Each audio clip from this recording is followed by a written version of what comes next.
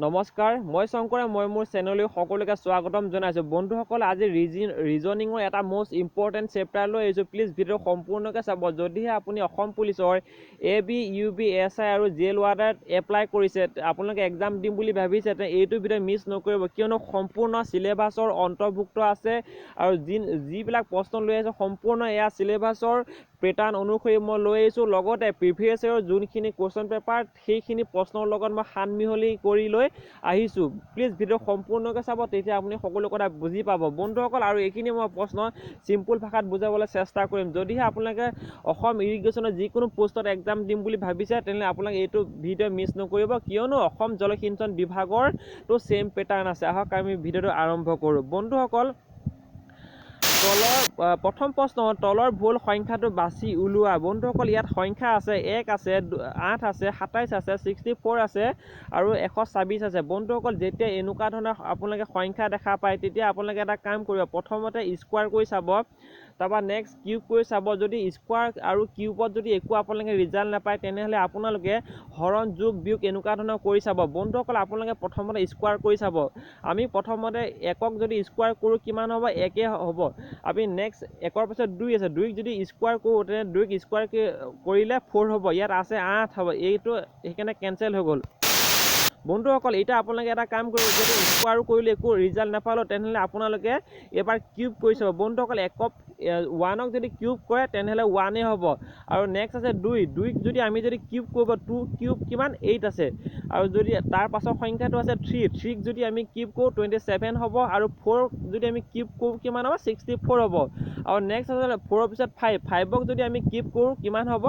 125। কিমান আছে ইয়াত বন্ধুসকল? 126 আছে। তেনেহ'লে ইয়াৰ যোনটো ভুল সংখ্যাটো হ'ল 126। বন্ধুসকল, মই ভাবোঁ এইটো আপোনালোকে ধুনীয়াকৈ অতিকৈ বুজি পাইছে চাগে।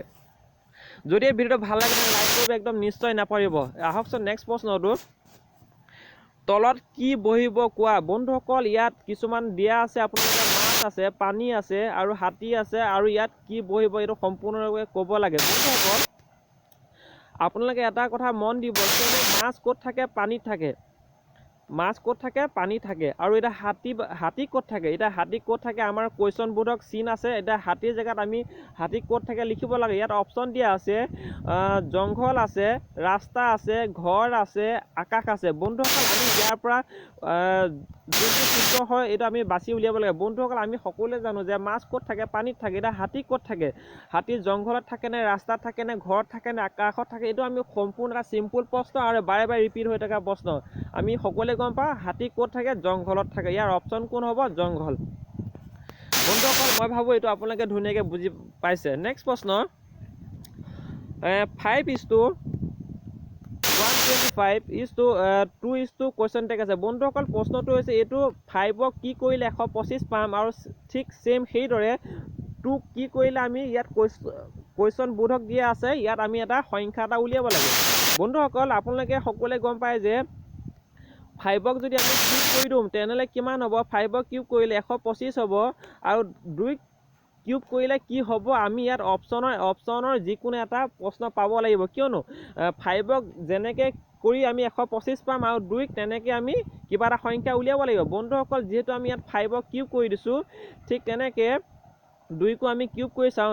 যদিহে আমি 2ক কিউব কৰিব এইটো 36। বন্ধুসকল, 36 কেতিয়াও নহয়। আৰু যদিহে আমি 2ক কিউব কৰোঁ তেনেহ'লে 25 কেতিয়াও নহয়। যদি আমি 2ক যদি কিউব কৰোঁ কিমান হ'ব? 8 হ'ব। বন্ধুসকল, ইয়াৰ শুদ্ধটো হ'ব 8। বন্ধুসকল, মই আকৌ এবাৰ বুজাই দিছোঁ, 5ক যদি কিউব কৰোঁতে 125 হ'ব, 2ক যদি কিউব কৰোঁ তেনেহ'লে 8 হ'ব। বন্ধুসকল, ইয়াৰ শুদ্ধটো হ'ল অপশ্যন এ। বন্ধুসকল, মই প্ৰশ্নবিলাক আপোনালোকে সকলোৱে ধুনীয়াকৈ বুজি পাইছে, কিয়নো অসম পুলিচৰ বাবে অতিকৈ গুৰুত্বপূৰ্ণ, লগতে অসম চৰকাৰৰ যিকোনো পৰীক্ষাৰ বাবে অতি মষ্ট ইম্পৰ্টেণ্ট। বন্ধুসকল, যদিহে ভিডিঅ'টো ভাল লাগে লাইক আৰু ছাবস্ক্ৰাইব কৰিব নাপাহৰিব। আজিলৈ ইমানেই, ধন্যবাদ। আৰু নেক্সট প্ৰশ্ন মই নেক্সট পাৰ্টত লৈ আহিম।